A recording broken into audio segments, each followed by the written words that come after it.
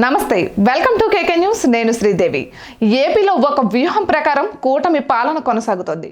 ఒకవైపు సంక్షేమ పథకాలు, మరోవైపు అభివృద్ధిపై ప్రభుత్వం దృష్టి పెట్టింది. ఇంకోవైపు గత ప్రభుత్వ వైఫల్యాలను బయటకు తీసి ప్రజలకు వివరించే ప్రయత్నం చేస్తోంది. సంక్షేమాల మాటున ఏపీని ఎంతలా లూటీ చేశారో ప్రజలకు కళ్లకు కట్టినట్లు చూపిస్తోంది. అందుకే వరుసగా శ్వేతపత్రాలను విడుదల చేస్తోంది. ఇప్పటి వరకు బయట విలేకరుల సమావేశంలో పవర్ పాయింట్ ప్రజెంటేషన్ ద్వారా 3 శ్వేతపత్రాలను విడుదల చేశారు చంద్రబాబు. కానీ అసెంబ్లీ సమావేశాలు ప్రారంభమవుతుండటంతో జగన్ సమక్షంలోనే మిగతా శ్వేతపత్రాలను విడుదల చేయాలని నిర్ణయం తీసుకున్నారు. కానీ జగన్ అసెంబ్లీకి డుమ్మా కొట్టారు. రాష్ట్రంలో శాంతి భద్రతలు క్షీణించాయని ఆరోపణలు చేస్తూ ఢిల్లీ వేదికగా ఉద్యమాన్ని ప్రకటించారు. జంతర్ మంతర్ వద్ద ధర్నా చేపట్టారు. అయితే అనుకున్నట్టుగానే చంద్రబాబు అసెంబ్లీ వేదికగా ఈరోజు జగన్ సర్కార్ ఎక్స్చేంజ్ విధానంపై శ్వేతపత్రం విడుదల చేశారు. మద్యం విధానంలో భారీ అక్రమాలకు పాల్పడ్డారని వివరించారు. అందుకే దీనిపై సమగ్ర దర్యాప్తునకు సిఐడి విచారణ చేపట్టాలని నిర్ణయం తీసుకున్నారు. తొలిసారిగా సిఐడి దర్యాప్తునకు ఆదేశించడం విశేషం.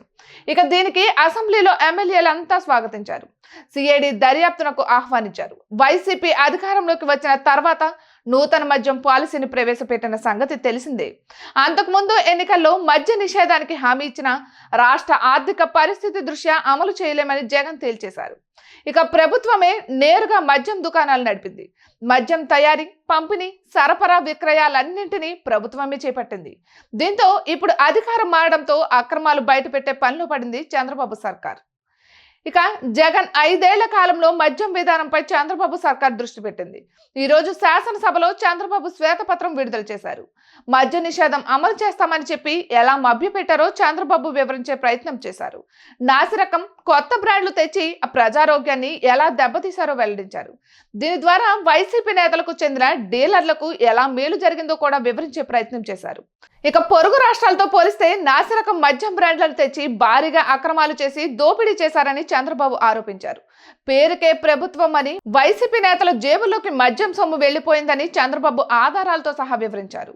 ఇక కూటమి ప్రభుత్వం అధికారంలోకి వచ్చిన తరువాత మద్యం విధానంపై దృష్టి పెట్టిన చంద్రబాబు ప్రభుత్వంలోని శాఖల ద్వారా డబ్బు తీసుకొచ్చి ఎక్స్చేంజ్ శాఖలో పెట్టుబడులు పెట్టించారని, దీనివల్ల ఆయా శాఖలకు 2500 కోట్ల నష్టం వాటిల్లినట్లు చంద్రబాబు తాజాగా ప్రకటించారు. డిజిటల్ చెల్లింపులు కూడా చేయకుండా నగదు లావాదేవీలతో భారీ దోపిడీకి తెరతీశారని కూడా చెప్పుకొచ్చారు. వీటన్నింటినీ సరిచేసి కొత్త మద్యం విధానాన్ని ప్రవేశపెడతామని ప్రకటించారు. ఇక వైసీపీ హయాంలో మద్యం అక్రమాలపై సిఐడి విచారణ చేయనున్నట్లు చంద్రబాబు శాసనసభలో ప్రకటించారు. ఇక కూటమి ప్రభుత్వ పరంగా వైసీపీపై తొలి దర్యాప్తు ఇదే కావడం విశేషం. ఇక ఇటువంటి మరెన్నో వీడియోస్ కోసం కేకే న్యూస్ తెలుగు ఛానల్ని సబ్స్క్రైబ్ చేసుకోండి.